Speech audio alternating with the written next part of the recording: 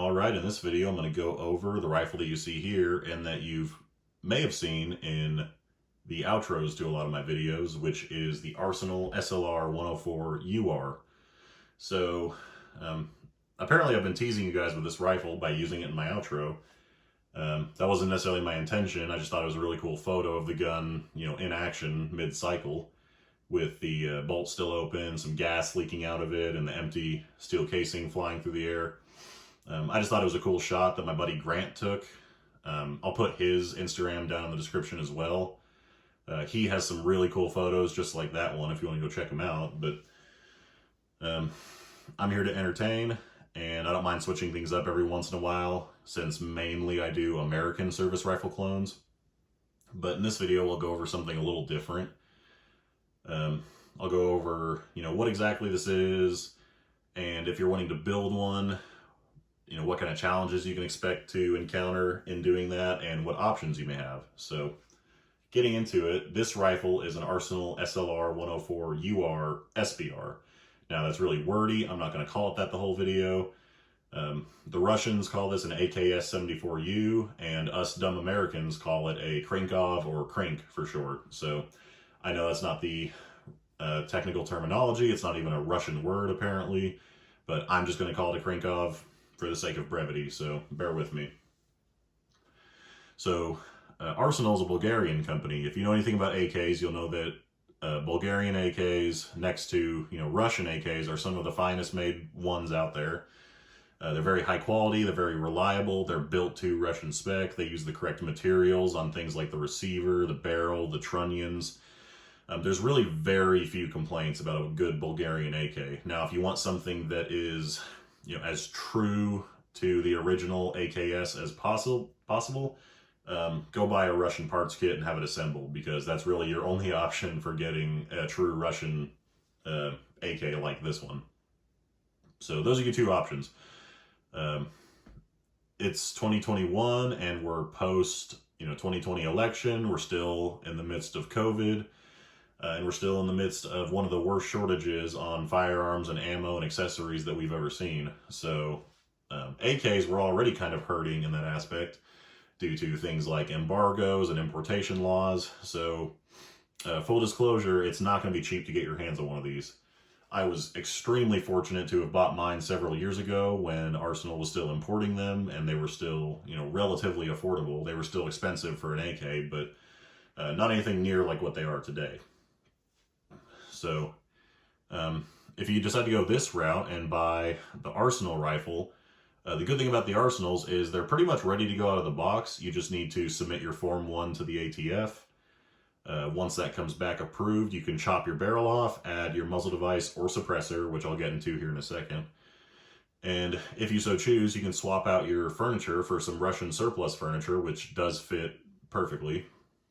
And then put on a triangle folder stock, since the stock it comes with is not typically what you would see on a Krinkov. And boom, you're done. So that's one route. Your other option is going to be to buy a parts kit. Now, you can find Bulgarian parts kits, Russian parts kits, and that's basically it for this type of rifle. Either one that you buy, you're going to have to find a competent gunsmith, assuming that you can't do this kind of work yourself, and he's going to have to rivet everything together, populate the barrel, press the barrel into the receiver, recoat everything. Luckily, AKs are pretty forgiving, but you still want to have a competent gunsmith do that, because these are pretty hard to come by, and it would really suck to blow one up on your first shot. So, if you just have to have the most authentic option, like I said, go with the Russian, like Tula parts kit. Tula is a pretty common one you'll come across. That used to be the cheaper option for getting one of these. Nowadays, it's not anymore. Those kits are demanding almost as much as the rifles themselves, unfortunately. But in the end, you get a really, really cool rifle that is very short, compact, lightweight, incredibly reliable, soft shooting. I mean, there's just so many positive aspects to the Krinkov. There's really nothing that I can ding the rifle for that you can't ding every other AK for, and that's like the manual of arms, the iron sights, stuff like that. stuff that us Americans aren't necessarily as used to as a AR-15, series rifle. So, like I said, I put Russian surplus furniture, like the vented handguards, the Bakelite pistol grip, and the Bakelite magazine on my rifle. If you do a parts kit gun, you may or may not get those with your parts kit. You may have to, buy the magazine anyway, or you may get a handguard set or a grip that's so beat up they're not usable. I've seen that before. But if you can find a pristine kit, it's really nice to not have to go out and track all that stuff down. If you do decide to track all that stuff down, Gunbroker is usually the first place I'll look. And then sometimes you can find the furniture, not the magazines necessarily, but the furniture on eBay. And then sometimes there's websites that just specialize in surplus parts for AKs. I did not decide to use any of those because I've heard sketchy things about them, but Gunbroker, as far as prices, is not going to be your friend, but as far as availability goes, there's a ton of this kind of stuff on there. As far as the triangle folder stocks go, you're going to have two main variants of this. I have a 4.5mm version of this stock, which means that the pin that it hinges on to fold is 4.5mm. There's also a 5.5mm version. The Bulgarians mainly use the 4.5mm, but some of them use the 5.5, and every Russian rifle that I've seen uses the 5.5mm. So just be wary of which one you need before you go out and buy the stock, because they are specific to one hinge pin size. Other than that, the only real consideration I'd say when you are, after you've bought one of these and you're in the midst of converting it, on the Arsenal rifles, on the majority of them, they're going to have a gas restrictor over your gas port.